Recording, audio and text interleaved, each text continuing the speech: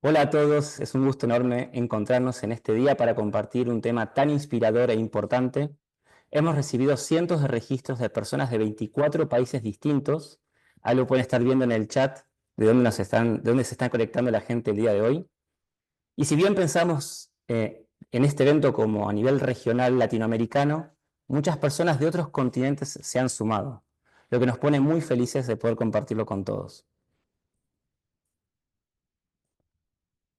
Este evento es organizado por tres organizaciones: Stay True Organic, la editorial que publicó el libro de Economía según Rudolf Steiner en español y portugués; el World Economy Association, que apoyó financieramente el costo de la traducción simultánea el día de hoy; y la Fundación Dinero y Conciencia, que tuvo la iniciativa de recomendar el libro y convocar a un grupo de estudio.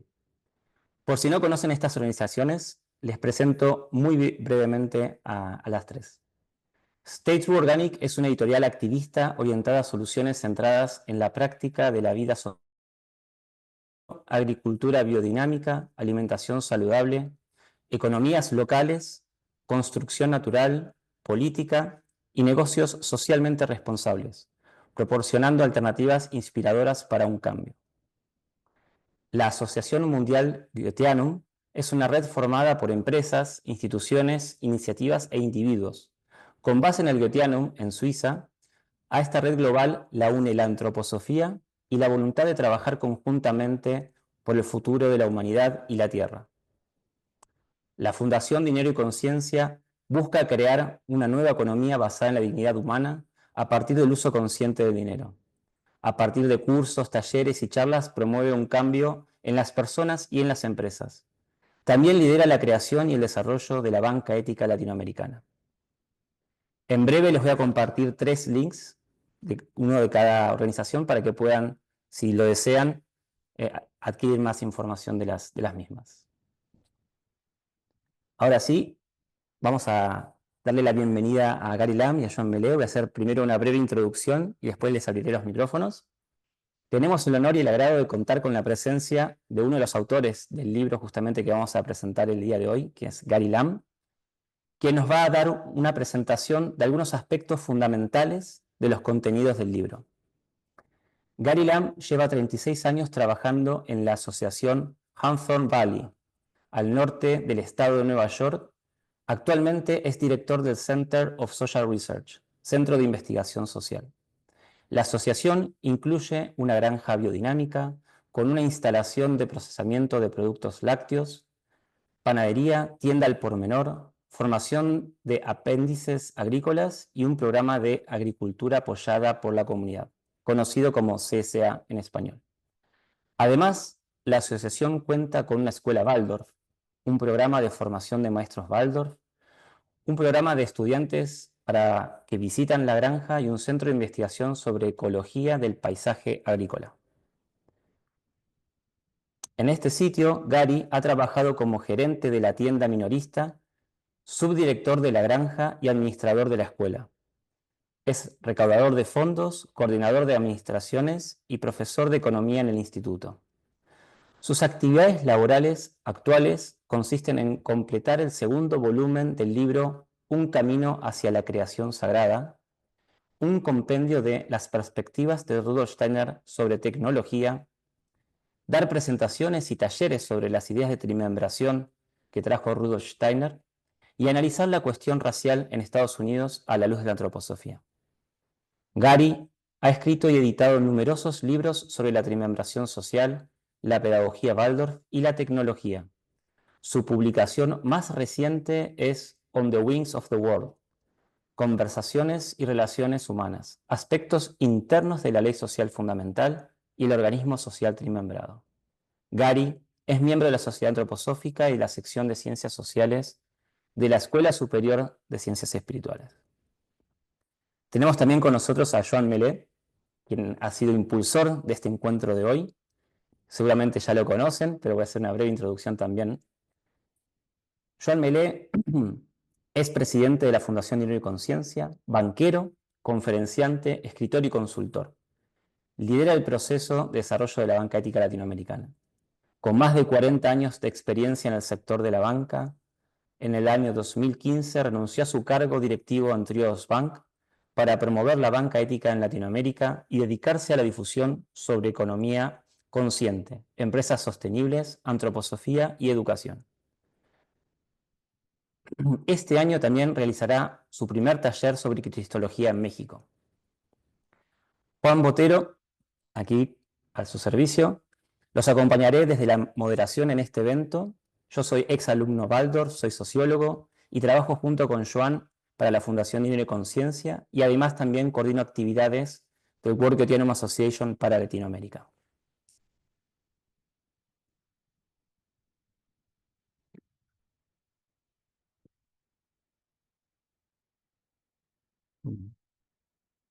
Ahí está. Antes de comenzar la presentación, quisiera agradecer especialmente a Martín Alonso de Stay True por la decisión de editar este libro que están viendo en pantalla y a las traductoras que hicieron posible la versión de español y portugués, María Rosa Costa Alandi y Silvinia Pinto Vasconcelos. Muchas gracias por este aporte tan significativo a todos los que nos interesamos por la obra social y económica de Rudolf Steiner y la llevamos también a nuestra profesión. Ahora sí, quisiera abrir el micrófono para saludar a Joan primero y contarles un poquito cómo vamos a estructurar el evento. Vamos a hacer unos breves comentarios de Joan, del por qué estamos hoy aquí reunidos y cuál es la intención que hay por detrás también, además de hacerles llegar este increíble trabajo en forma de libro que ha realizado Gary Lam. También después tendremos la presentación de unos 30 minutos aproximados de Gary Lam, unos comentarios también de parte de Joan sobre los contenidos, y luego abriremos a preguntas que puedan surgir de parte de ustedes. Para las preguntas, vamos a hacer que las coloquen en el chat y yo voy a ir trayendo algunas de ellas, supongo que unas 3 o 4, según como nos permita el tiempo. La expectativa es tener un evento de aproximadamente 1 hora. Hola Joan, ¿cómo vas? Hola, buenas tardes, noches a todos. Un placer saludarles y con muchas ganas de este evento y de lo que comenzamos hoy. No sé si ya puedo empezar, Juan, a contar un poco la historia. Ujú. Sí, un poco de la intención del grupo de Sí. estudio. Hace unos meses, Martín Alonso, que ya nos conocíamos porque en la editorial, en Steiner True, publicamos otro libro respecto al dinero y él me pidió que lo revisara y que hiciera un prólogo y ahora me pidió, decía, bueno, tengo otro libro muy interesante, me pidió que hiciera lo mismo, una revisión no de traducción filológica porque tengo bastante trabajo con mi inglés, pero sí en cuanto a una visión de la economía y que hiciera el prólogo y cuando leí el libro quedé gratamente impresionado y me di cuenta del enorme trabajo y esfuerzo que hay detrás de este libro. Los que ya llevamos muchos años en la antroposofía, intentando profundizar en los temas sociales, en la trimembración, en la economía, nos damos cuenta de que probablemente es uno de los temas menos conocido o peor entendido de lo que dio Steiner. Todo el tema de la economía. Y de hecho, en mis múltiples viajes por Latinoamérica, bueno, también por Europa, en Suiza, Italia, España, me doy cuenta, sobre todo en las escuelas Waldorf, que es en donde más participo, pero también en otras iniciativas, siempre está presente el problema del dinero, de la economía y el grave error de que la gente cree que tienen problemas porque no tienen dinero y que si tuvieran dinero se acabarían los problemas. Y esto los que ya somos veteranos nos damos cuenta de que es un error de concepto y que es sumamente necesario empezar a entender un poco más todo el tema de la economía, pero la economía como algo vivo, ¿no? Que se explica en el libro, en el prólogo y en el contenido del libro. Quizá por esto es tan difícil el tema de la economía. De hecho, nosotros en la Fundación Dinero y Conciencia tenemos un curso de profundización sobre el curso de economía de Rudolf Steiner. Esto lo lidera, lo dirige uno de los compañeros que probablemente hoy está escuchando. No lo veo porque somos más de 200. Es Juan Ignacio Cristi. Y que si de este grupo de estudio que estamos creando sale gente que quiere profundizar, bueno, desde la Fundación seguiremos haciendo cursos de profundización, ¿no? Porque necesitamos cambiar nuestra visión del mundo social y económico. Inclusive personas que llevan años en la antroposofía En cuanto a sus ideas, probablemente tienen unas ideas nobles, unos ideales, unos sentimientos de acuerdo con la antroposofía, pero el comportamiento con el dinero en todo el aspecto económico es totalmente contradictorio. Personas individuales, instituciones antroposóficas, evidentemente no daré nombres, no quiero entrar ahora aquí en comentarios que parezcan críticas, pero sí que requieren un análisis profundo y al leer el libro y entusiasmarme, digo, sobre todo una profunda admiración y agradecimiento a Gary Lam y a Sara, que no sé cuánto puso uno al otro, que colaboraron entre los dos, porque han hecho un trabajo enorme de ver toda la obra de Rudolf Steiner. Una de las ventajas de Steiner es que no lo da todo hecho en un compendio, te estudias y ahí está todo, te lo da todo disperso. Esto a veces lo agradeces, lo dices, bueno, así me permite que yo pueda ir investigando por mi cuenta. A veces dices, hombre, lo podría dar un poco más arregladito, porque te da una cosa aquí, otra allá, y está todo muy disperso, muchísimos libros. Y Gary Lama ha hecho un trabajo increíble de buscar lo esencial de Steiner, en qué libros está. Luego al final da una cantidad de bibliografía para poder profundizar. Y están ordenados los temas de tal manera que permiten ir entrando poco a poco y profundizando en todo esto que estoy diciendo. Y entonces pensé, ¿por qué no crear un grupo de estudio? Ya de entrada quiero decir, estamos proponiendo crear aquí un grupo de estudio. Esto no va a ser un seminario, un workshop dado por nosotros, sino que la idea es que cada persona estudie en casa, pero además nuestro ideal sería que se formaran grupos de estudio, grupos de trabajo locales, quizá en una escuela, algunos padres y maestros, en diversos lugares, en donde, por ejemplo, hoy tenemos la primera sesión con Gary Lam que presenta el libro. Dentro de 2 semanas tendremos la siguiente con la primera lección. Sería bueno que la gente durante la primera semana estudie en casa y que el próximo miércoles se reúna un grupo de personas para comentar lo que han vivido, profundizar de tal manera que cuando tengamos aquí el primer encuentro, la gente ya viene con qué dudas tengo, qué no he entendido, qué me parece esencial. O sea, la idea sería crear un tejido de conciencia, además muy bonito, digo, porque independientemente de los países, algo intangible, pero un grupo de personas en diversos países trabajando juntos la conciencia sobre la cuestión social, la triunviración y el dinero, esto provoca cambios en el mundo. Si realmente creemos lo que estamos estudiando en la antroposofía, que a nivel espiritual todo está conectado, este trabajo, si lo hacemos conscientemente, lo hacemos con entusiasmo, con amor, con interés, no solo para nosotros, sino para que irradie al mundo, esto tendrá efectos. Entonces pensé, bueno, propongamos esto, a ver cómo responde la gente, a ver si hay interés, hagamos una presentación. Bueno, la primera respuesta ha sido sorprendente, ya no tengo las cifras exactas, pero Juan me dijo que había como más de 800 inscritos. También sabemos los veteranos de que el entusiasmo en las inscripciones luego no es el mismo en el mantenimiento del ritmo. Cada uno tiene sus cosas, ¿no? Pero hoy, por ejemplo, aquí hay más de 200 personas, 281 en este momento, luego me parece maravilloso si lo conseguimos mantener. Entonces, la idea sería esta, ¿no? Poder profundizar en todo esto y entrar en uno de los temas más importantes. Steiner en algún momento dijo, o entendemos la cuestión social y resolvemos la cuestión social, o nada será suficiente, ni la propia pedagogía Waldorf, que en las propias escuelas Waldorf, hablo en general, que nadie se moleste, si alguien se molesta, pues no me refiero a su escuela, hablo en general. La propia pedagogía Waldorf, cuando tocamos el tema social y económico, entra en contradicciones, porque no está o no está suficientemente en la formación de maestros. Repito, no es una crítica, es decir, una llamada a hagamos algo para mejorar todo esto, ¿no? Y más ante acontecimientos que se aproximan y que hoy no toca hablar de ellos. En una próxima charla independiente de esto ya lo haremos, cosas que avisó Steiner que tocan ahora, justo dijo, poco habrá transcurrido un poco del tercer milenio, que pasarán cosas y requerirán que hayamos profundizado muchísimo en la cuestión social y económica. Repito, de esto hablaré en otra charla, hoy no toca. Entonces, todo esto llevó al ánimo de decir, bueno, propongámoslo, a ver si la gente se anima. Os habéis animado muchísima gente. Entonces, la propuesta es esto.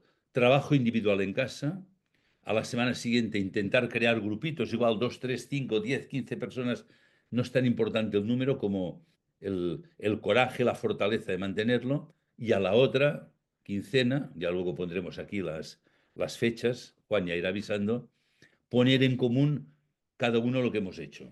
Nosotros haremos un poco de moderadores. Tengo mucho interés en decir, no es un seminario que voy a dar yo, ya doy otros, este no. La propuesta es que cada uno trabaje y aunque solo sea traer dudas, oye, he leído, no he entendido nada, tengo dudas, perfecto, pues compartamos las dudas. Este es el propósito. Creo que es muy importante, repito, que esto lo podamos hacer y llevarlo luego a los lugares donde estamos, en nuestros puestos de trabajo, en nuestras escuelas, en nuestras empresas, tener coraje para poder llevar esto adelante, ¿no? Esta ha sido la intención, repito, y espero que pueda seguir adelante. Hoy no me toca hablar a mí, o sea, vamos a dejar Gary Lamb, que nos va a presentar el libro. Aparte del día de hoy, son 11 capítulos, por tanto, en total serán 12 sesiones, la de hoy y 11 más, y espero con esto habremos dado una aproximación y un ánimo para que la gente siga profundizando en otros ámbitos, en otros niveles. Por mi Mm, parte, de momento lo dejo. Vamos a dejar la palabra a Gary Lam, que es el protagonista de la sesión de hoy, y luego al final, entre todos, ya volveremos a interactuar. muy bien. Gracias, Joan. Aquí tienen la información visible en la pantalla. Vamos a comenzar en 2 semanas, como decía Joan. Va a ser una reunión por capítulo. Y también les dejé en el chat, eh, sí, ahí escucha Joan. También les dejé en el chat a Juan, disposición. perdona, yo no sé si Sí, me dime. pasa a mí, pero yo en pantalla veo una raya blanca en medio nada más. A ver,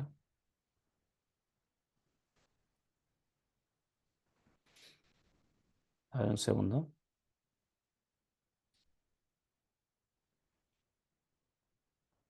Ahora sí, Ahora sí. ahora sí.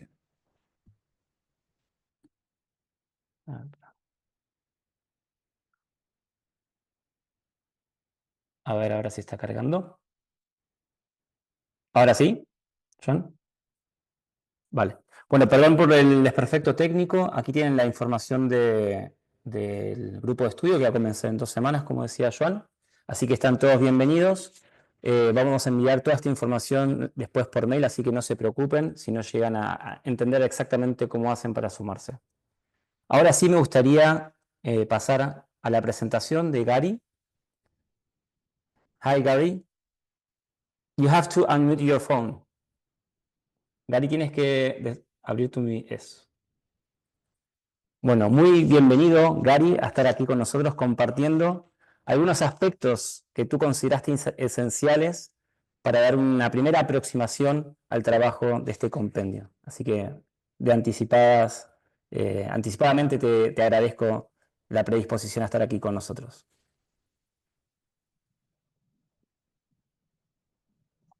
Okay, can everybody hear me?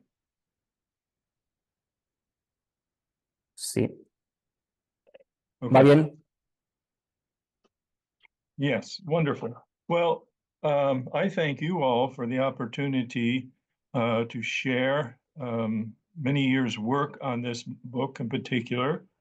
And I'm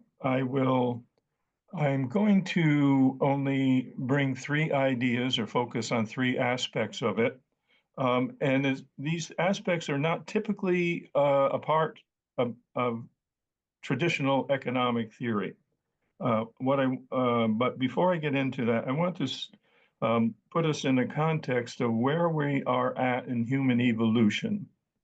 Rudolf Steiner describes this as the age of the consciousness soul. And it's an age where individualism will get stronger and stronger and stronger. And with this individualism will be coming ever greater antisocial forces in each one of us. And so one of our main tasks as social beings is to work on and transform and transcend these antisocial forces. And I want to read a brief passage on this. And I have to get another pair of glasses so I can read it. And it's actually from the preface to Rudolf Steiner's main book on social threefolding. In English is called Toward Social Renewal. And it goes like this, and this is from the preface.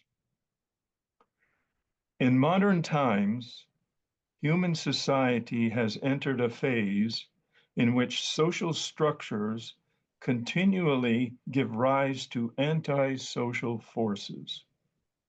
This has to be overcome again and again. Just as there is no food that permanently satisfies our hunger, neither is there any universal remedy for our social ills. But people can form communities together in which the living interactions of individuals can repeatedly steer their existence in a social direction.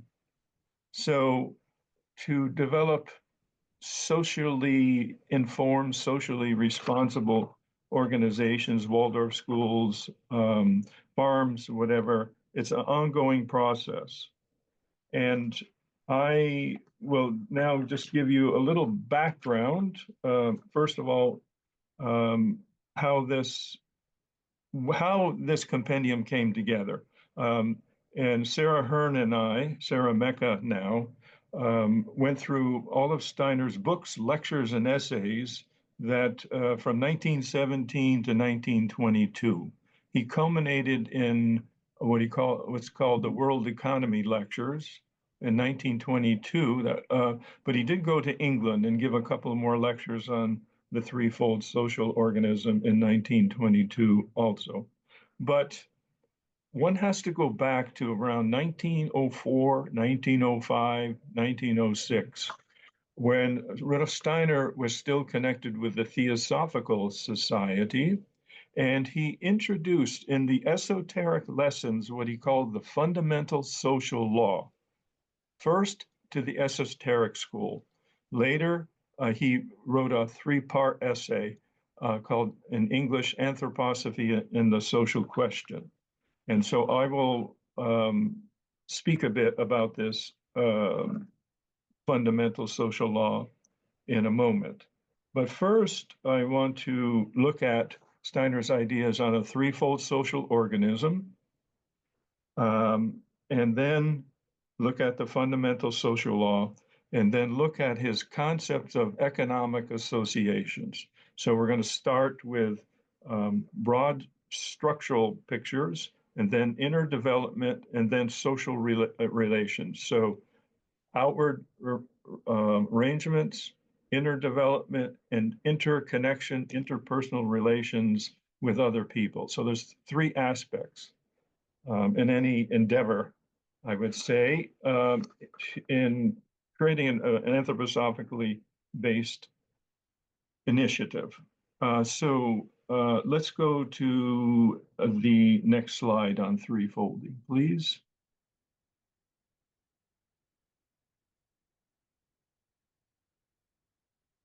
One sec. Yep.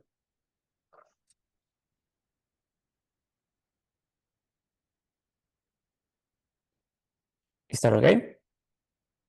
All right. So this is one of the techniques I have developed, which I think works fairly well, is to work with comparisons and contrasts. So rather than just talking about theory about Steiner's social ideas, social threefolding or the threefold organism, to look at, well, what are different existing forms and compare and contrast them. And I actually developed this technique teaching high school economics in a Waldorf school here at Hawthorne Valley. And one of Steiner's suggestions or indications of how to work with high school students is to work by giving comparisons and contrasting, and allow the students to work out how they relate to these differing things and come to their own opinions, but in an objective way. And so we're not meant as high school teachers to tell them this is the way the world should be. We'll tell them this is the way the world is and give them as much insight. So I'm only going to, on the top row, I'm only going to mention private capitalism and socialism now. Fundamentalism, in a way, is actually intersperses the other two. So, so private capitalism, which is the dominant form of economic activity in the world, in which the economy, as it's depicted here under private capitalism, the economy is pretty much the dominating sector in social life. And when you see economy, state, and culture, this is not, those sectors are not, it's not specific to Rudolf Steiner. Virtually all, I would say, beginning college level courses looking at social organization, social development, recognize in those three sectors. So that's not anything new. But what's new is how they should relate to each other, according to Rudolf Steiner, and also what should be the inner dynamics of those three realms. So under private capitalism, in general, we have a situation where the economy dominates the other two spheres, beginning with the government or the state or the political realm. And so it's, even during Steiner's time, this was the case. He said that politicians were mere puppets of the big moneyed people in the economy. So what happens is when the economy dominates the state and influences who's elected, what laws should be passed, because we often have state-run education, the education system, state education system, is usually to a large degree a reflection of economic interests. And so, whereas in Waldorf education, you're trying to educate each child to enable them to find their own destiny and way of working into the world, when you have this domination of economy, state over culture, including education, then it's almost um, assumed that the most important thing to learn about is economic priorities. Now, in opposition, or in that private capitalism, socialism has arisen. The main sector is usually the state, and the state determines much of the economy, the economic production. Russia had these 5-year plans for agriculture, determining what should be produced, how much. And so the intelligence comes out of the state as far as the economy is concerned. Now, I'm going to jump down to the threefold social organism. And Steiner was pretty adamant with the idea that no one of the spheres should dominate the other. Each one of those, the sectors, the economy, the state and government, cultural life, including education, have something vitally important to contribute to society. And if one of the, let's say, as the economy dominates state, it's a reflection of economic interest, and then culture and education are a reflection of those two other spheres. And then that cripples our cultural life. It doesn't allow the free development that should pass through every rising generation. The new insights we're looking for is what each generation brings.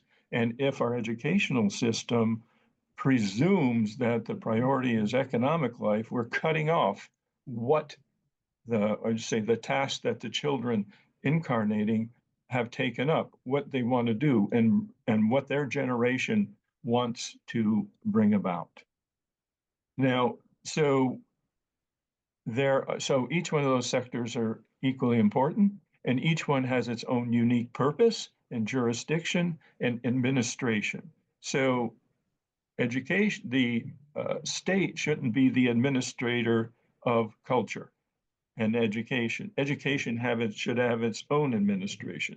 So this way of working allows each one of those sectors to fulfill, I would say, its higher purpose. And that can only happen if in our cultural life, in our education system, that every child is able to develop to its full capacities. And cultural life is the renewing element, both in the economy and the state. And let's go on to the next slide. Yeah. So the fundamental social law, as I said, Rudolf Steiner brought this first of all into the esoteric school, the highest or the deepest level of spiritual teaching out of theosophy at that time, and he brings that in that circle. And it's later that he uh, brings it into an essay and also starts giving public lectures on it.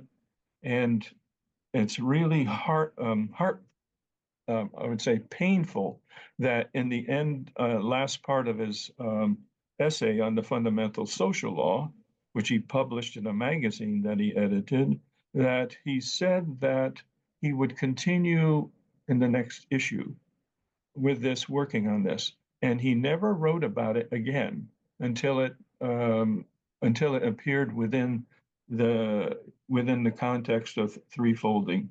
And this is, I would say, a way of working that Steiner uh, did, is that he tried to bring new ideas. If people were not interested in it, he didn't try to push it. He moved on.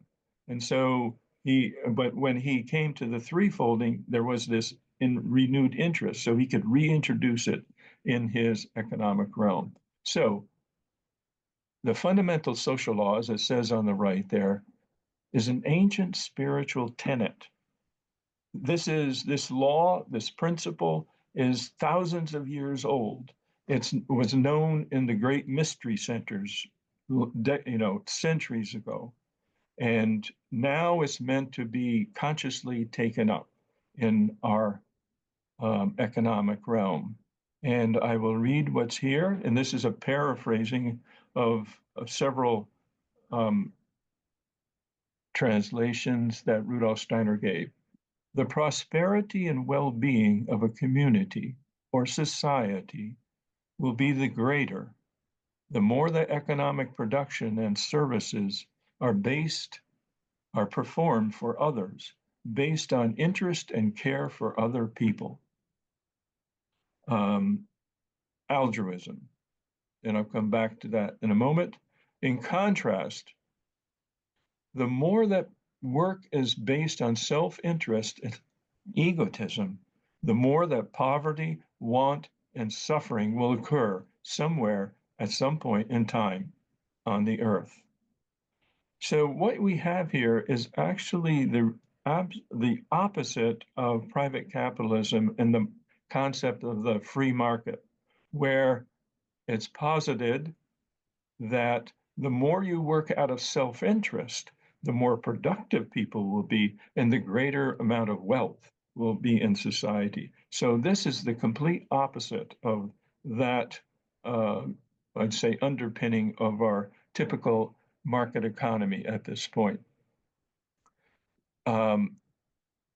Now, I have a little note at the bottom, requirements, inner development and associative structures. So what do we do with this ancient spiritual tenet? That it requires interest in other people. And Rudolf Steiner went so far as to say is that achieving greater and greater interest in other people is the foundation of all social life. This is a capacity that we have to continually work on, developing greater and greater interest in other people. And on the other hand, the worst trait is apathy or indifference. And Steiner actually said that apathy or indifference is the highest form of evil.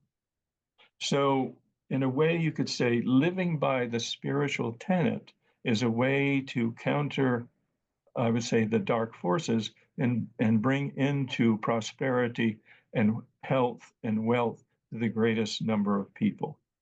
The question is, how do you do that? Now, I'll just flip over, look at the picture a moment. So you have people connected to producing food, clothing, and shelter.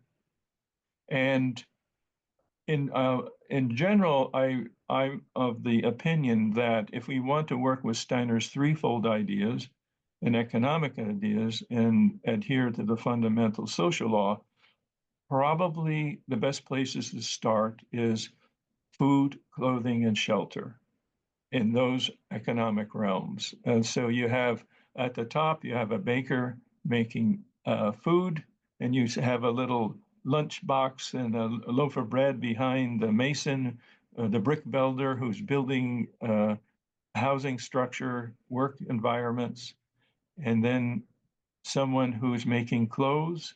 And then you see in each other realm something that each of those people are creating. So it's just a very simple picture or image of society working together in food, clothing, and shelter. So let's go on to the next one. Economic associations. Now, before I just listen to me, don't look at the words yet. So let's think about how decisions are made in the typical market economy, the so-called free market. And one is, as I had mentioned, the best motivation in a free market is self-interest. And where is the intelligence in a free market? How are decisions made as far as what to produce, how much to produce, what are the prices? Who makes those decisions? And in theory, from market economy, it actually is the forces of supply and demand in the market economy, unrestricted forces of supply and demand, which will result in the best prices and the fastest way to get products to people. So it's left, this intelligence is actually the intelligence of an unregulated market. Whereas Rudolf Steiner says actually the decisions about what to produce, how much, the prices and everything needs to be consciously done by people representing all the sectors within the economy. So now I'll read the right-hand column. Producer, distributor, consumer associations. The market relationship must be superseded by associations that regulate the exchange and productions of goods. There must be representatives from each of the subsectors in the economy, production, consumption, and distribution, that come together. And those associations representing the three main aspects of the economy come together to discuss prices, how much to produce, quality standards, all that kind of thing. So it's a collaborative, associative, conscious engagement. It's not left to the whims of the market or the opposite, companies that have monopolies over a section of industry. So it's actually individual engagement, conscious sharing of ideas. And so this is really the main organ to try to build up if we want to transform economic life. This idea of bringing together representatives of the different aspects of the economy. Of course, there are many other subsets between the producer and distributor and consumer, processors and everything, but that's the main expanse of it.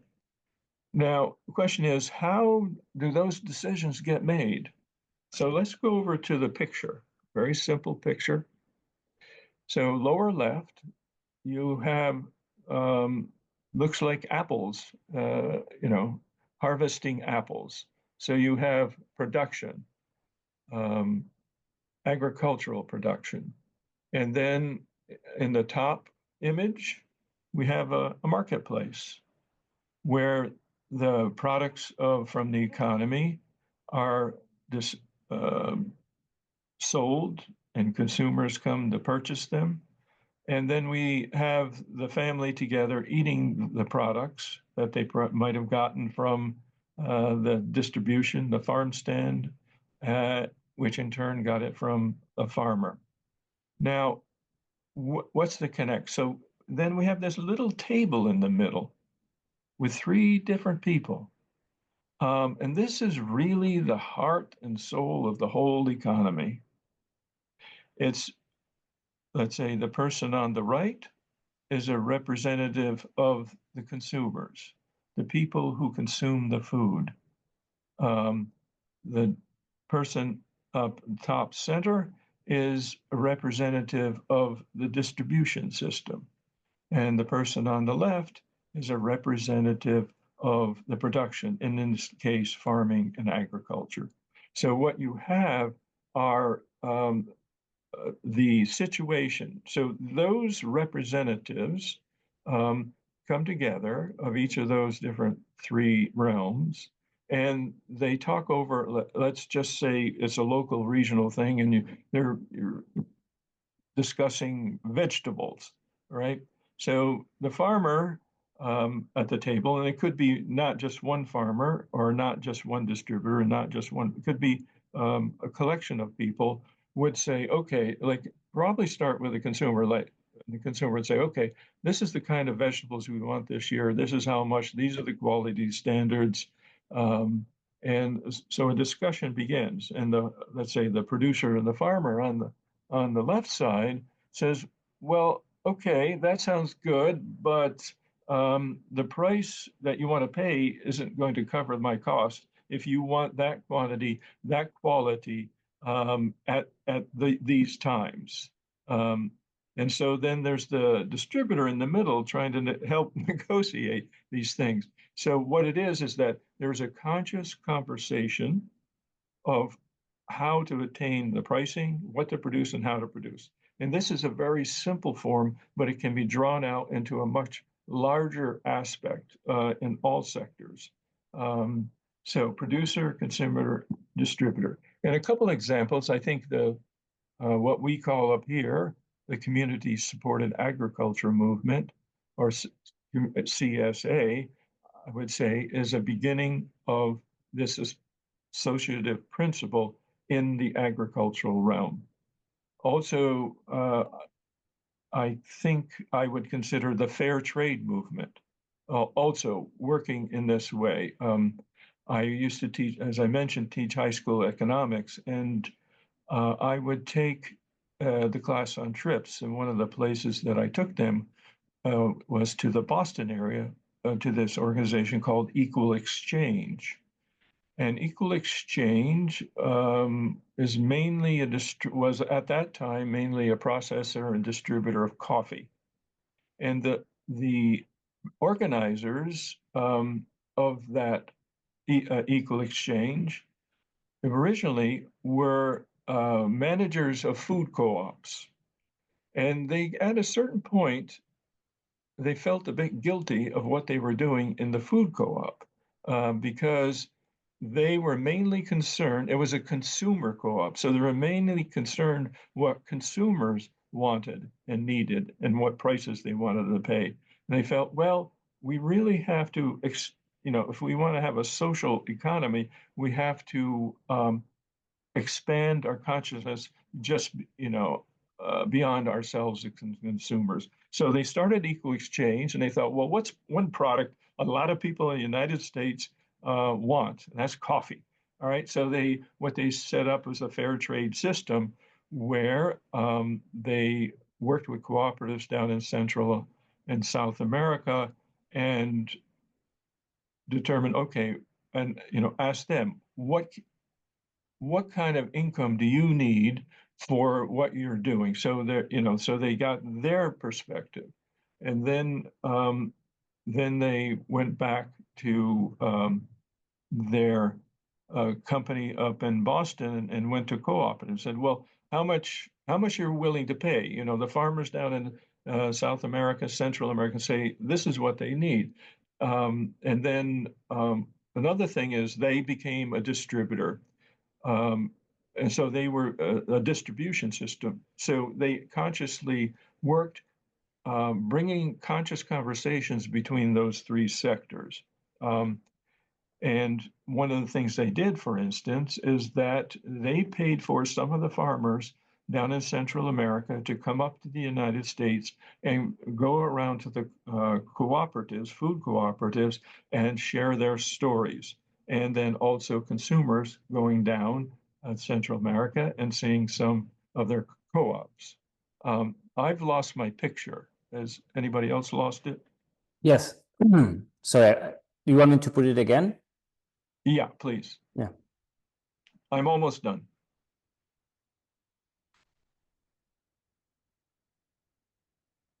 There you go. Okay.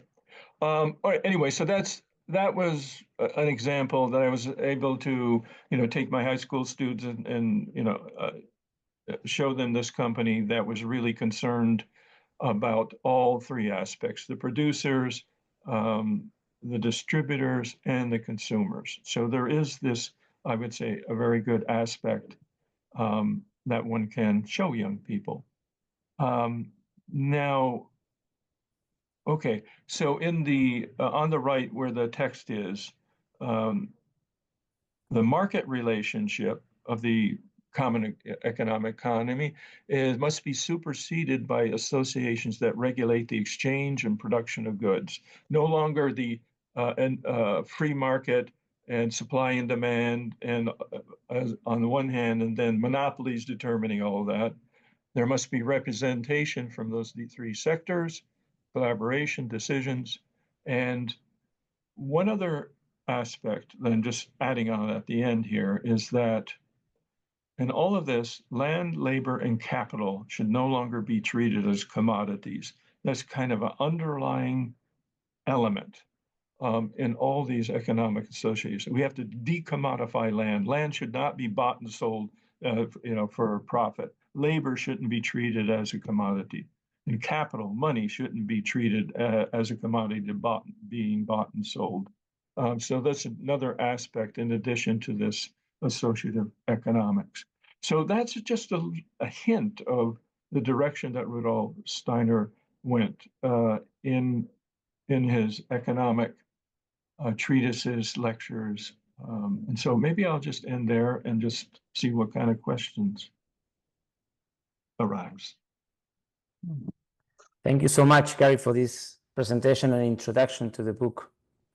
Para seguir, lo que vamos a hacer es darle a Joan la posibilidad de hacer quizás dos comentarios breves sobre los contenidos, que sé que es parte también de su vida y su trabajo. Y mientras Joan hace estas palabras para sumarse a lo presentado por Gary, tienen la chance de dejarme en el chat algunas preguntas que puedan haber surgido a partir de la presentación de Gary, ¿sí? Las preguntas más respecto al grupo de estudio, links para comprar el libro y tal, déjenmelo al final que les voy a volver a pasar los links y si no les van a llegar por mail. Es solamente alguna pregunta referido a lo expuesto por Gary recién. Así que, Joan, unos minutitos contigo para ir cerrando. Sí, solo como un pequeño resumen, ¿no? Pues, las ideas importantes que ha transmitido Gary. La primera, cuando ha hablado de la ley social fundamental, interesante saber que el concepto, esta idea o este principio ya estaba en los antiguos centros de misterios, quizá formulada de otra manera, ¿no? Con lo cual, de alguna manera, también estamos diciendo que lo que antes se hacía en centros de misterios escondidos, la iniciación que se hacía en templos, podríamos decir que hoy los nuevos templos son nuestras empresas, nuestras iniciativas, en donde el camino iniciático lo hacemos en el encuentro social entre nosotros y con la tierra. Por tanto, que hay que tomar todo esto como algo sagrado, ¿no? Entonces, este es un tema. Y algo que es muy importante, con lo que yo también me encuentro, antes decía, ¿no? Cuando viajo y las escuelas Waldorf me piden participación, me dicen, tú nos podrías ayudar a aplicar la trimembración social pensando que es como una fórmula, un método que se puede aplicar, y no es así. O sea, es una manera de entender cómo es una vida saludable de este organismo social, y él ha dicho algo fundamental. O sea, sí, hay que crear estructuras económicas, asociativas adecuadas, pero simultáneamente es igual más importante, para empezar, un trabajo de desarrollo interior. Si no hay un trabajo de desarrollo interior, es imposible, por muchas estructuras que creemos, no va a funcionar jamás. Y esto es muy interesante porque en el libro, ya en el primer capítulo, ya habla de todo esto. Hay ejercicios muy interesantes. O sea, el libro, la verdad que da margen a trabajar muchísimo, y, y también podríamos entenderlo como un encuentro con las propias contradicciones, o si queréis, cuando hablamos del tema del dinero, un poco ver nuestro propio doble, ¿no? O ver, si queréis, incluso el guardián del umbral, tal como nos explica Steiner en cómo adquirir el conocimiento de los mundos superiores, en el penúltimo capítulo, esta imagen horrorosa, a veces, que se puede presentar diciendo, bueno, yo soy tú, lo que todavía no has transformado. Una parte de esa imagen del guardián la encontramos cuando trabajamos con el dinero. Ahí salen nuestros miedos, contradicciones, ambiciones. Por eso en sí mismo es un trabajo de autoconocimiento y de desarrollo interior que tiene que ir compaginado con el desarrollo de estructuras asociativas, ¿no? O sea, está como primera parte. El segundo punto, estas estructuras asociativas, eh, también es fundamental, porque digo, si pudiéramos aplicar una fórmula, ¿no? Si la trimembración social fuera una fórmula, no capitalismo, no socialismo, no fundamentalismo, esta es la fórmula. Si fuera fórmula, iría directo agrediendo a nuestra propia libertad individual, o sea, sería una contradicción en sí mismo. No puede ser una fórmula. O sea, tiene que ser un encuentro humano. Esta es la tarea de esta época, que me ha comentado, ¿no? El desarrollo del alma consciente. Tenemos que ser conscientes de nosotros mismos, de los demás. Cada decisión que tomamos económica, ya igual si es comprar, si es prestar, si es invertir, si es donar, tenemos que preguntarnos, tomar conciencia, no solo cómo me afecta a mí, sino cómo afectará a los demás, cómo afectará a la tierra, ¿no? También, casi no lo he comentado, pero estaba en el slide que he presentado, como también algo que es fundamental, y esto costará, y tendremos que ver cómo lo hacemos para corregir este grave error histórico. Cuando habla de tierra, trabajo y capital, no podemos tratarlos como una mercancía, como un producto. Y hoy compramos y vendemos el trabajo, compramos y vendemos la tierra. Esto es uno de los errores más grandes que produce más dolor en la vida social y económica. Por lo tanto, el crear estas estructuras económicas asociativas que pueden funcionar, al menos de momento todavía, ¿no? Independientemente de los gobiernos, de los estados, todavía podemos establecer entre nosotros relaciones libres. El mercado, a veces dicen, es que el mercado tiene leyes. El mercado no obliga a comprar lo más barato posible y a vender lo más caro posible. O sea, no es una ley del mercado, es un comportamiento. Nosotros podemos elegir un comportamiento diferente, un camino hacia la libertad, en donde esta imagen, ¿no? Nos sentamos a la mesa diagonal, tú qué necesitas, yo qué necesito, cómo lo hacemos, y no es ni el liberalismo, que cada uno haga lo que le dé la gana, porque nos lleva a un mundo de superproducción que destruye, que no tiene sentido, o una economía totalmente dirigida como el socialismo, que no te deja, te asfixia, que no te deja mover. Esto nos lo deja en nuestras manos, lo cual es maravilloso, pero digo, requiere un trabajo interior, ¿no? Estos son como los puntos esenciales que él ha presentado. El libro desarrolla muchísimo más, pero repito, lo que decía al principio, ¿no? Importante trabajarlo individualmente, importante crear grupos de diálogo, de discusión, y luego, pues cada 15 días encontrarnos, ojalá tantos como hoy. Ha habido un momento que casi éramos 300. Si se puede mantener esto es fantástico, son los que puedan, y luego llevarlo, ¿no? Por lo tanto, muy agradecido a Gary Lamb por esta presentación que ha hecho en pocas palabras, dado una síntesis de lo esencial del libro. Tenemos que crear una economía adecuada a la época del alma consciente, no seguir viendo con modelos del pasado que vemos que no funcionan, pero nos aferramos a ellos, y a veces los propios padres lo transmiten a los hijos. Por miedo al cambio nos aferramos a lo que hay, Y repito, en la educación, aparte de la maravilla de la educación, de la pedagogía Waldorf, en nuestro comportamiento, ellos tienen que empezar a aprender a educarse en un nuevo contenido social que no salga de la teoría, sino de nuestro comportamiento. Dicho esto, y para ajustarnos un poco a la idea de no alargarnos demasiado, Juan, abriríamos ya el turno de preguntas, comentarios a la gente que quiera participar. Esto sí, decirles, por favor, compren el libro, han ido saliendo donde lo pueden comprar, Editorial Rudolf está en España, otros sitios. Por favor, que a nadie se le ocurra hacer fotocopias del libro y repartirlo porque saco la katana y corto la cabeza, es decir, simbólicamente hablando, porque claro, estamos hablando de economía asociativa con sentido y a la gente diga, vamos a hacer fotocopias porque mejor ya no hagas nada. Lo digo por si a alguien se le ocurre, pues al menos que no lo diga porque tengo licencia de cortar cabezas siempre simbólicamente, ¿no? Por si a alguien se le ocurre. Hay muchos lugares donde se puede comprar, en cada país lo van a distribuir, cómprenlo, léanlo, subrayenlo, tomen apuntes, o sea, y de tan subrayado compren otro, ¿verdad? Porque vale realmente la pena. Gracias, John, por estas palabras. Tenemos ya varias preguntas en el chat. Hemos cumplido en este momento prácticamente casi la hora de que hemos comenzado, así que vamos a apuntar a que sean respuestas más bien cortas, así podemos llegar aunque sea a 3 preguntas, ¿sí? Okay, Gary, so we're gonna take at least 3 questions and we will address them as short as possible, so we have enough time for the 3 of them.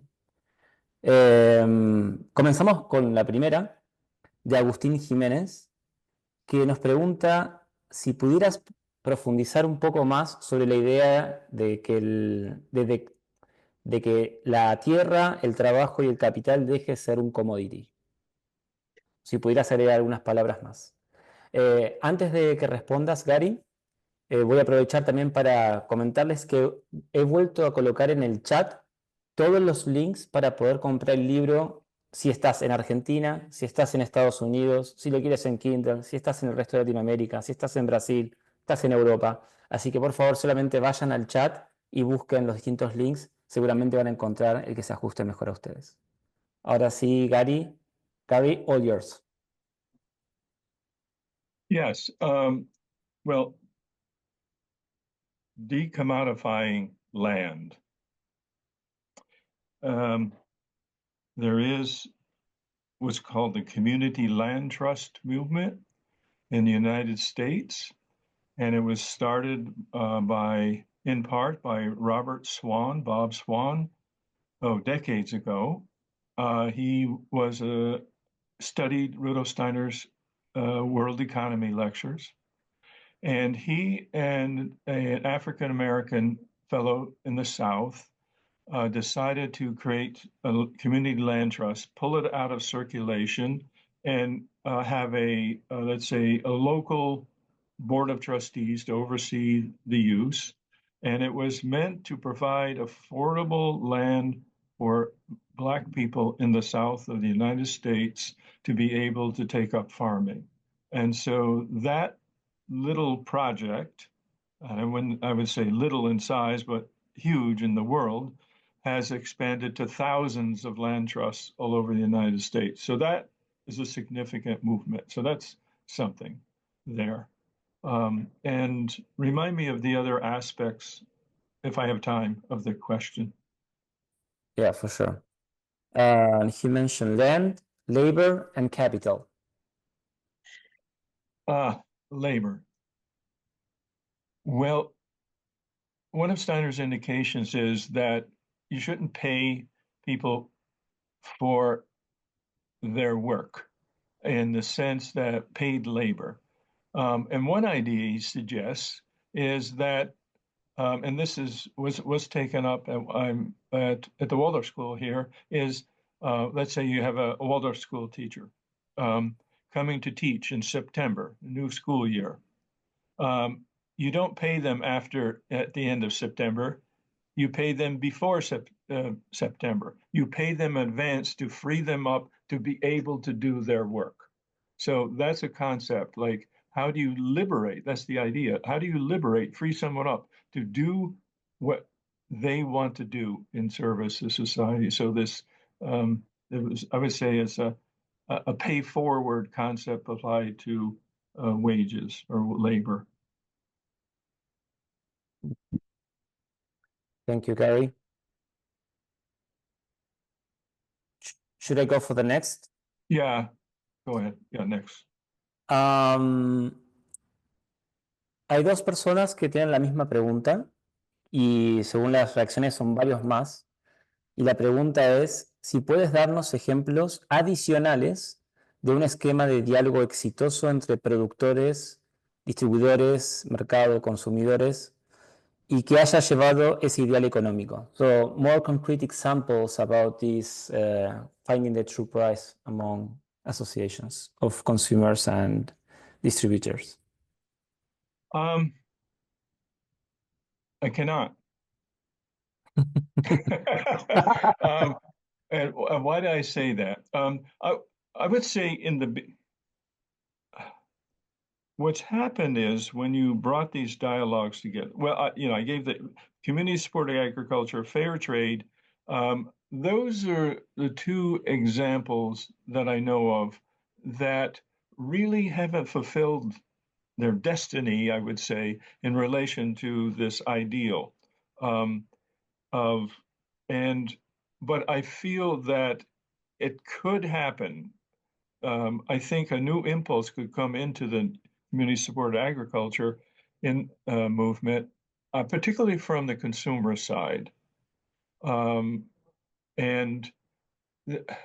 I'll give you a picture. I hope you can comprehend it in a short time. I picture associations, there's vertical associations and horizontal associations.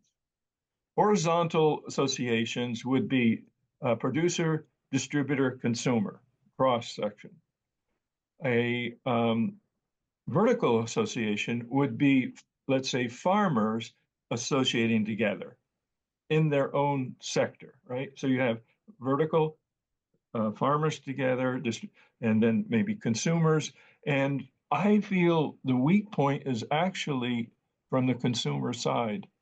I think we as customers, consumers, as individuals need to take up this impulse and start conversing about, let's say, if you're with a community-supported farm. I wrote an article 20 years ago, I think, how can the community-supported agriculture movement be the basis for an associative economy? And I gave the example in Hudson Valley, there were dozens and dozens of community-supported agriculture projects. And, but the consumers focused on their own farm, but the consumers together didn't get together and try to have a bigger picture. And so I think this vertical association needs to come into play a bit so that bigger aspects can be taken in consideration. For instance, when I wrote that, 90% community-supported agriculture supplied maybe 10% of the food in the Hudson Valley in upstate New York. I'm saying, whoa, what about the other 90%? Why can't we extend this idea to beyond the local farmer? What about the food down from Florida or Central America? So how and expand this idea so that more and more food can be gathered together and produced and purchased and eaten that's done out of this conscious relation. So I feel in this area, I feel the weak link is actually the eaters of food, the consumers of food. Somehow that has to go beyond a single farm. It really has to expand beyond that. And I can make that essay. It's somewhat dated, but the principle is inherent in there. I can make that available. And you could photocopy all you want. Thank you, Gary. And we go for the last question, and there are some relating all this work also with this development of the AI that we are experiencing in the last days. Yeah. Also, there is one question from Gibran.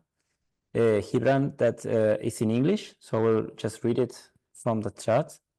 First of all, he thanks you, and then he asks, is there any worthwhile consideration for the digital economy where the costs to create, replicate, distribute, and store tend to quasi-zero? And is it addressed in this book and course? I don't know if... Okay, can you repeat that question again? Yeah, it's a complicated one. Yeah. So he basically is asking about the digital economy, if there is any Right. consideration about Yeah. it. Yeah. And also, if you want to give, if you reconsider also all what we have discussed about the humanizing economy, maybe in opposition of this advance of the technology we are experiencing in the last years. Yeah.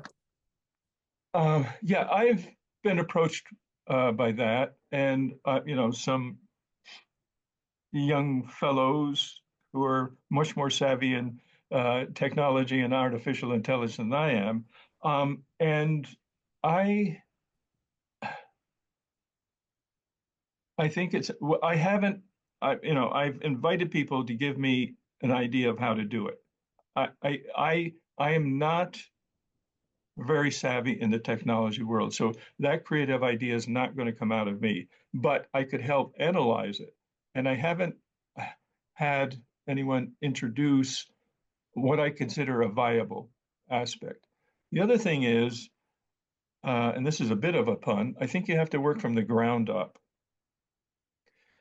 Somehow actually work with food, clothing, and shelter, and then you can add technologies for communications and build out from that, rather than trying to take an idea into a non-physical world and try to make these relations. I'm older generation, so I can imagine building up something with real products, people meeting to each other and then building out like technology that can support it. But to start outside, I'm not knowledgeable enough to create it. And in addition, I haven't heard any plausible proposal in that direction, but I would consider listening to it. Thank you. Well, we are now really on the edge. I think this is maybe a right moment to close. Before we do that, maybe Joan, if you would like to... sorry, I'm talking in English now. Perdón, estamos aproximándonos al cierre de nuestra sesión. Quisiera, antes de hacerlo, preguntarle a Joan si quisiera agregar algún comentario más antes de cerrar.